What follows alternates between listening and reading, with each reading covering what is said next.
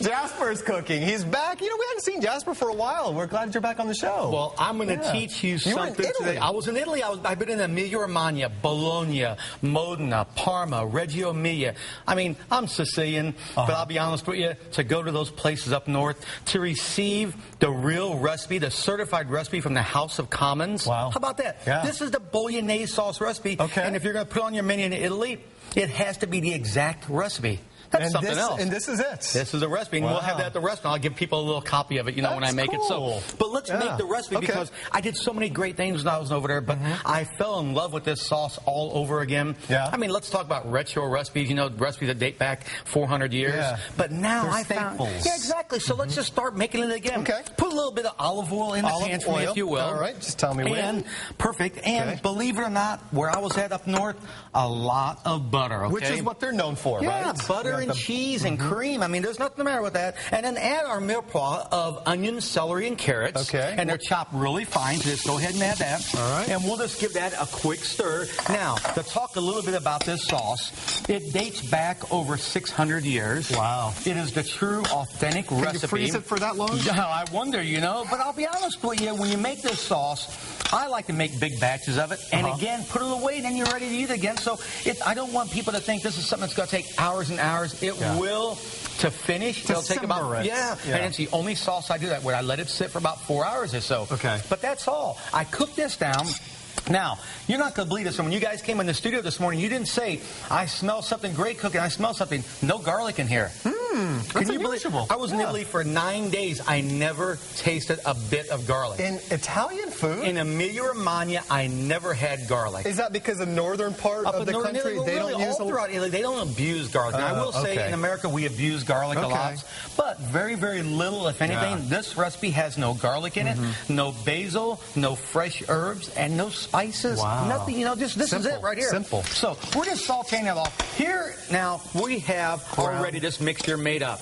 And I have the carrots, onions, and celery. What kind? Is it ground beef or ground pork? Ground beef and pork. Ground beef and pork. Now, they will say you are allowed to use either or both of them together. Okay. That is one suggestion. Like they do let you do that. Making meatloaf. Exactly. Yeah. So we saute this around, and now I have this already cooked for TV purposes, and I have a little wine. And it's another thing they let you do, either red or white wine. So that's up to you also. And mix it both. Exactly. So I like a little bit of white wine. Now, I will tell you, I have added a little bit of red pepper in here. I had to. I love the red pepper, but for the traditional sauce, you cannot do that. No, not at all.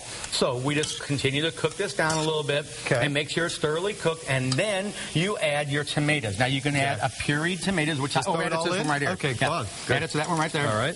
Now, you put this on simmer, and you let it cook for about 4.5 to 5 hours, just very, very slowly. Okay. Just like Nana's old-fashioned recipe. Yeah. All right?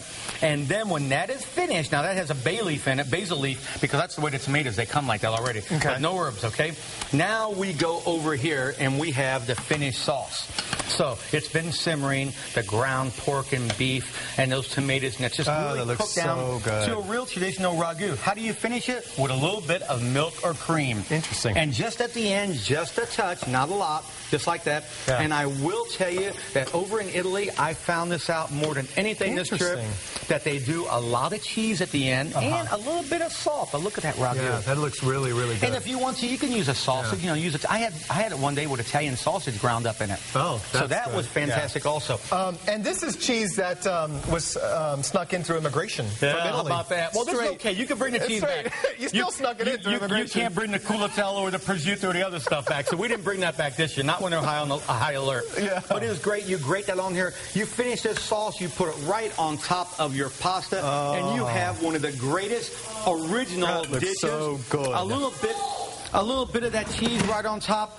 Bolognese sauce at its finest. One of my favorite dishes. This is the traditional dish. In this kitchen. I know. We need. I'll stock it back up for you. I'll stock it back up for you. All right. Well, anyway, we're going to put the recipe online. And welcome back, Jasper. Thank you very much. I appreciate it. I hope you had a good time there in Italy. Go to NBCActionNews.com if you want to take a look at this recipe. And we'll be right back, everyone. I'm going to taste this if I can get some silverware.